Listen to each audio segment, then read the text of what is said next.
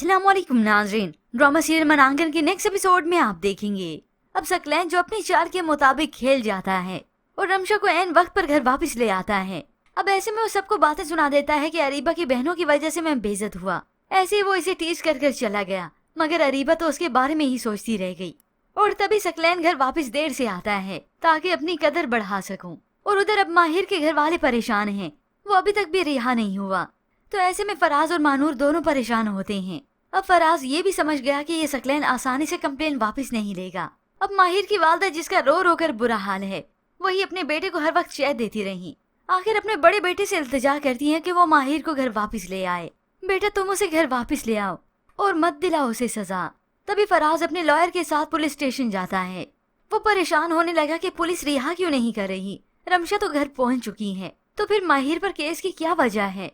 तो उस police officer ने बता ही दिया कि रमशा तो पहुंच गई, मगर उसके घर वालों को जेवरात नहीं मिले। 40-50 लाख की मालियत का जेवर है जो कि अभी तक भी गायब है। ये माहिर जब तक अपना मुंह नहीं खोलेगा हम इसे रिहा नहीं करेंगे। ये सब सुनकर तो फराज परेशान हो जाता है। तभी माहिर को यहाँ पर बुलाया गया तो वो फराज के सामने माँ की कसम खाता है कि मैंने उसके बैग को हाथ तक नहीं लगाया। मगर फराज उसकी बात का कोई यकीन नहीं करता और उसे साफ मना कर देता है कि वो माँ की झूठी कसम मत खाए।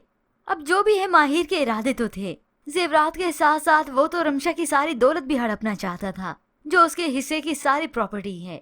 अब यूं ही फराज जो के घर वापस मायूस होकर लौटता है और अपनी वालदा को बता दिया कि माहिर पर 50 लाख के जेवर चोरी करने का इल्जाम है।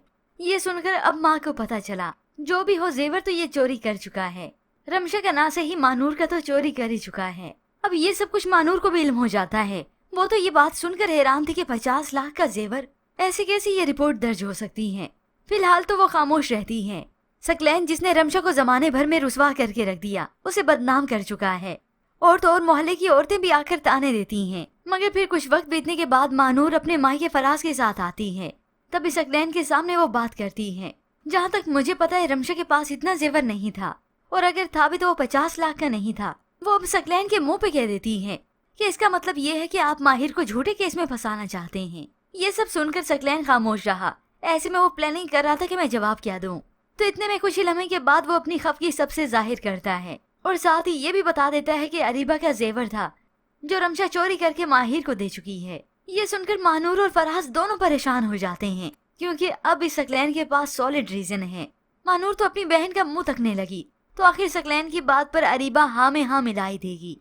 अब अच्छा है कि सकलैन से कोई अच्छा काम तो हो गया, चाहे अपने मफाद के लिए ही क्यों ना सही। ये माहिर जो कि उड़ता फिरता था और समझता था कि वही चैलेंज चल सकता है, हर वक्त मानूर को परेशान करता और इधर रमशा को अलग से ट्रैप करके रखता। तो अच्छा है कि अच्छे से फिर हवा खा ले हवालात की। और यहाँ पर मानूर जिसने सकलैन से बात तो कर ली, कुछ देर बीतने के बाद जब वो अंदर कमरे में आती है तो रमशा को परेशान हालत में देखती है। हो सकता है रमशा अपने साथ कुछ बुरा ही न कर बैठी हो। पर व्यूअर्स, इसके मुताबिक आप क्या राय रखती हैं? हमें अपनी कीमती राय का इजहार जरूर कीजिएगा। मजीद ड्रामा रिव्यूज के लिए आप देखते रहिए उर्दू टीवी।